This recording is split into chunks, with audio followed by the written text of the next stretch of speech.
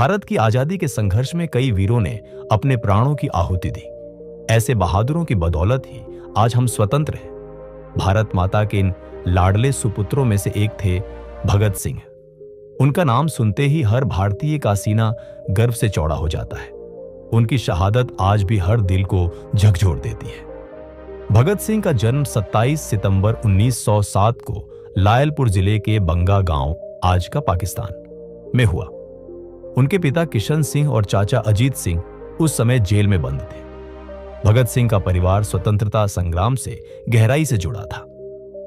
उनके पिता और चाचा गदर पार्टी के सक्रिय सदस्य थे, जो ब्रिटिश शासन को भारत से निकालने के लिए संगठित थे। इस वातावरण में बचपन से ही भगत सिंह के मन में देशभक्ति की भावना कूट कूट कर भर गई। छोटे भगत सिंह बचपन से ही बुद्धिमान और चतुर थे। घर में अक्सर क्रांतिकारी आते जाते, अंग्रेजी हुकूमत के खिलाफ चर्चाएं होती। छोटे भगत सिंह उन्हें सुनते, समझते और भीतर भीतर देशभक्ति की अग्नि उनके हृदय में जलने लगती। 1919 में अमृतसर का जलियांवाला बाग घटना ने भगत सिंह के जीवन पर गहरा असर डाला। 13 अप्रैल 1919 को बैसाखी के दिन जनरल डायर ने निर्दोष जनता पर गोली चला दी। खबर सुनते ही 12 साल के भगत सिंह घर से भागे और कई मील पैदल चलकर वहां पहुंचे। उन्होंने गोलियों के निशान देखे और खून से सनी मिट्टी उठाकर अपनी अलमारी में रख दी। उन्होंने अपने दोस्तों से कहा, जब तक इस मिट्टी का बदला नहीं लिया जाएगा, मैं चैन से नहीं बैठूंगा। उस दिन से उनके जीवन का एक ही लक्ष्य था, अंग्रेजों को भारत से खदेड़ना। 1921 में जब महात्मा गांधी ने असहयोग आंदोलन का आह्वान किया, तो भगत सिंह ने अपनी पढ़ाई छोड़कर आंदोलन में कूद पड़े। वे जनता के बीच गए, राष्ट्रभक्ति की मशाल फैलाने लगे और अपनी युवावस्था से ही देश की आजादी के लिए सक्रिय हो गए। भगत सिंह ने लाहौर में नौजवान भारत सभा का गठन किया और कई क्रांतिकारी संगठनों के साथ मिलकर ब्रिटिश सरकार के विरुद्ध सक्रिय प्रयास किए। उन्होंने लाला लाजपत राय की मृत्यु का बदला लेने के लिए ब्रिटिश अधिकारी सॉन्डर्स पर हमला किया। इसके बाद उन्हें लाहौर छोड़ना पड़ा।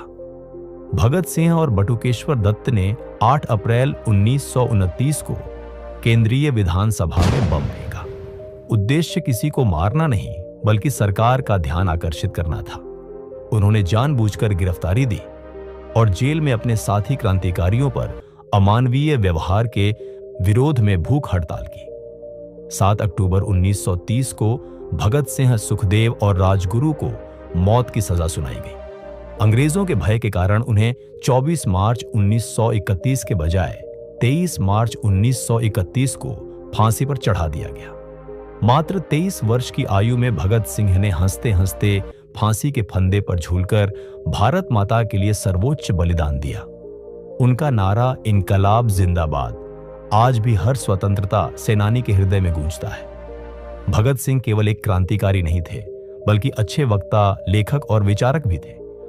उन्होंने कई पत्र पत्रिकाओं में लेख लिखे और संपादन किया। उनकी प्रमुख कृतियां हैं एक शहीद की जेल नोटबुक, सरदार भगत सिंह, पत्र और दस्तावेज और भगत सिंह के संपूर्ण दस्तावेज। भगत सिंह ने कभी अन्याय के आगे सर नहीं झुकाया। उनकी शहादत और विचार आज भी लाखों लोगों के लिए प्रेरणा है। उनका जीवन हमें यह सिखाता है कि देशभक्ति, साहस और दृढ़ संकल्प से बड़ी कठिनाइयां भी पार की जा सकती है। भारत माता के इस लाडले सुपुत्र को शत शत नमन।